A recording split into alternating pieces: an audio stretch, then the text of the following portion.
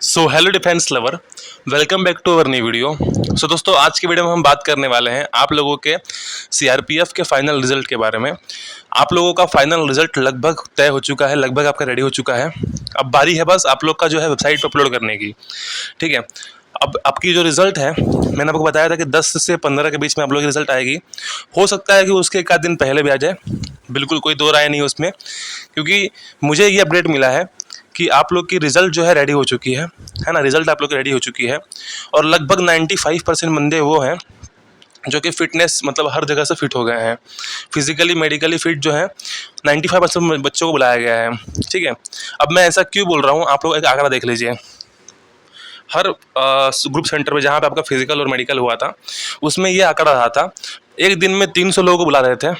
एक दिन में 300 लोगों को बुला रहे थे, जिसमें 185 160 से लेके 185 160 से लेके 185 लगभग मैं बोलूँ तो 50 to 60% बंदे जो है रिपोर्ट कर रहे थे खाली। ठीक है, 50 to 60% बंदे रिपोर्ट कर रहे थे, जिसमें से फिजिकल लगभग सारे निकल गए।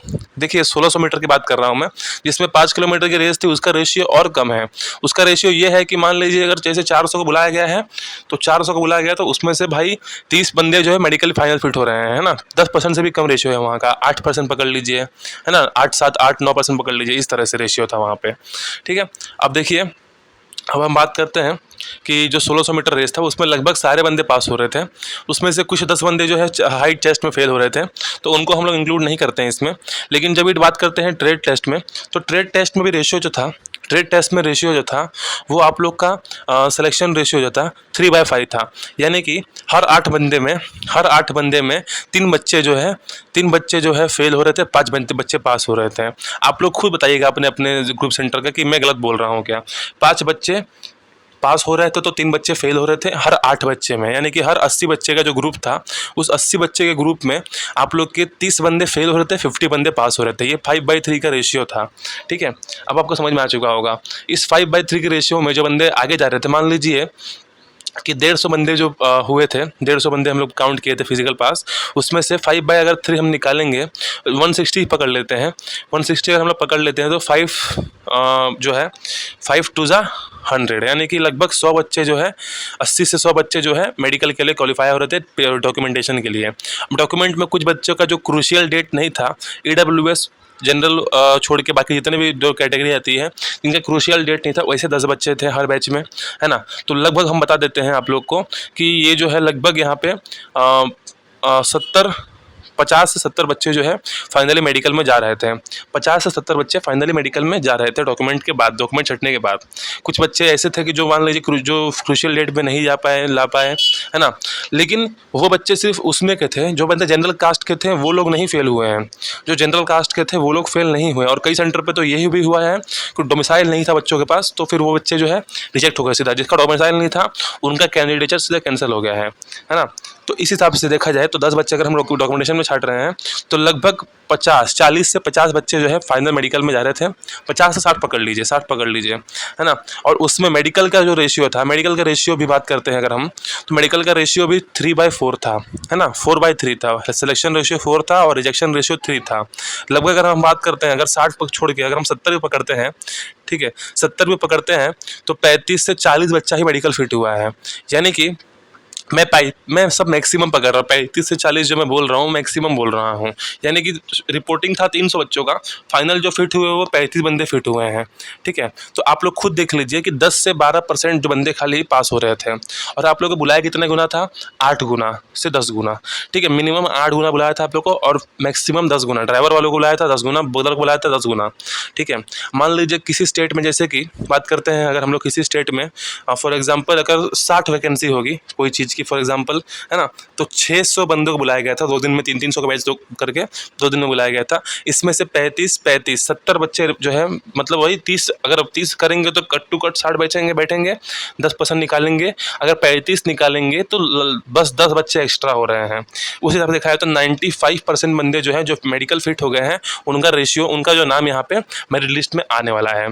ठीक है, तो आप लोग को ये बात ध्यान देना है अब हम बात करते हैं आप लोग की ट्रेनिंग कब से है।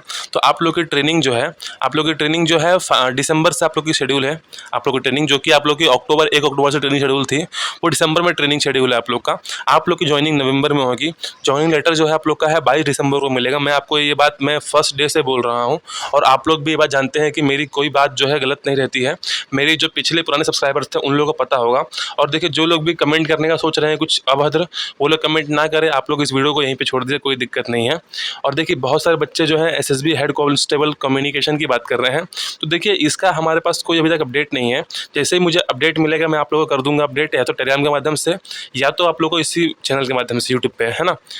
और सबसे बड़ी बात, अगर आप लोग सीआरपीएफ की तैयारी करें तो आप लोग अब तक अगर आप लोग अभी तक व्हाट्सएप ग्रुप में जुड़े नहीं हैं, तो आप लोग व्हाट्सएप ग्रुप में जुड़ जाइए, क्योंकि वहाँ पे आपको पल पल की अपडेट सबसे पहले मिलती रहती है व्हाट्सएप ग्रुप के माध्यम से। ठीक है, तो बस अभी तो अब तक तो इतना ही था। बात करते हैं फाइनल रिजल्ट की। फाइनल रिजल्ट 10-15 के बीच में आप लोग के आएगा। हो सकता है 1-2 दिन पहले भी आ जाए। मैं ये नहीं बोल रहा हूँ कि पहले रिजल्ट नहीं आएगा, बट ज्वाइनिंग लेटर जो है आप लोग की 22 तारीख को ही होगी। कहाँ पे आपको बुलाना है, आपको फ़ोन भी आएगा, एसएमएस भी आता है, और मेल में भी आता है ना।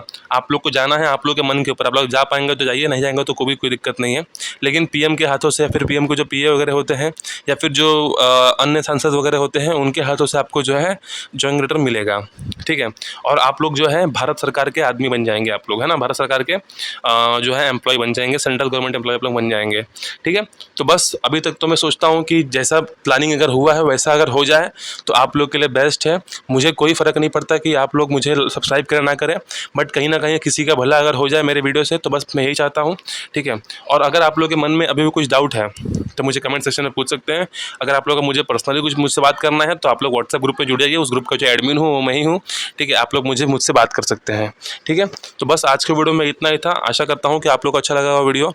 और देखिए, जो लोग भी ये सोच रहे हैं कि भाई मेरा सीआरपीएफ ट्रेड्समैन में भी हो गया है, एसएससी जीडी में भी मेरा मेडिकल फिट हूँ मैं, ठीक है, तो किस में ज्ञान जाया जाए। तो देखिए, मैं बताऊँ कि आप लोगों की एसएससी जीडी आप लोगों के लिए कहीं ना कहीं बेटर है, क्योंकि एसएससी जीडी में जो है आप लोग को आगे डिपार्टमेंटल का ऑप्शन मिलता है। लेकिन ऐसा मत करिएगा कि आप लोग सीआरपीएफ भी छोड़ दें और एसएससी जीडी में आप लोग मेरिट फेल हो जाएँ। इस तरह से मत करिएगा। देख लीजिएगा, ज्वाइनिंग पहले कर लीजिएगा, भले ही आप लोग वहाँ से रिज़ाइन ले लीजिएगा। ठीक है, या फिर नेक्स्ट बैच पे ज्वाइनिंग कर लीजिएगा एसएससी जीडी में। ठीक है, तो अगर बात करते हैं ट्रेड्समैन और एसएससी जीडी के बारे में, तो देखिए, जॉब का जो अगर हम बात करते हैं, जॉब में थोड़ा ठीक ठाक जॉब जो है जिसमें प्रेशर ज़्यादा नहीं रहता है, वो ट्रेड्समैन का जॉब है। क्योंकि उसमें क्या है, आपको फिक्स यूनिट मिल जाएगी। सिर्फ 3 महीने का ट्रेनिंग है आप लोग का। उसके बाद में आप लोग को फिक्स यूनिट मिल जाएगी। 3 साल आप लोग को वहीं पर रहना है ना। सुबह शाम ड्यूटी, वाटर कैरियर की जो ड्यूटी होती है, कुक की जो ड्यूटी, जो सुबह शाम होता है, दिन में रेस्ट होता है, रात में रेस्ट होता है ना। तो इस तरीके से ड्यूटी होती है। और ड्राइवर वगैरह होते हैं, ड्राइवर को वो भाई कभी भी कहीं पर भेज सकते हैं। लेकिन ये सारी ड्यूटी जो है, ड्राइवर वगैरह हो गया, बुगर वगैरह हो गया, इन लोगों को टाइम बहुत मिलता है। लेकिन सबसे बड़ी बात है कि इसमें सिर्फ प्रमोशन होता है। ठीक है, आप लोगों का जो है सर्विस प्रमोशन होगा। आप लोग का जो है यहाँ पे इस ट्रेड्समैन में आप लोग का डिपार्टमेंटल, यानी कि LDC limited department competitive exam देने को आप लोग को नहीं मिलेगा। यानी कि आप लोग कांस्टेबल से एसआई का एग्जाम नहीं दे सकते हैं, हेड कांस्टेबल एग्जाम नहीं दे सकते हैं आप लोग। ठीक है, एएसआई का एग्जाम भी नहीं दे सकते हैं। तो आप लोग अगर जीडी से आएंगे तो जीडी से आप लोग कोई भी कैडर में कोई भी आप लोग एग्जाम जो है एलडीसी का दे सकते हैं। ठीक है, बाकी अगर आप लोग में अगर टैलेंट है तो आप लोग ट्रेड्समैन ज्वाइन करके भी आप लोग आगे जो है बहुत अच्छा कर सकते हैं लाइफ में। ठीक है, ओपन से आप लोग को बस फाइट करना पड़ेगा, यानी कि जो बच्चे जो जनरल फाइट कर रहे हैं उनसे फाइट करना पड़ेगा आप लोग को। ठीक है, तो बस आज के वीडियो में इतना ही था। आशा करता हूँ कि आज की वीडियो आप लोग के लिए इन्फॉर्मेटिव रहेगी। तब तक दोस्तों मिलते हैं अपने अगले वीडियो में। Thanks for watching video.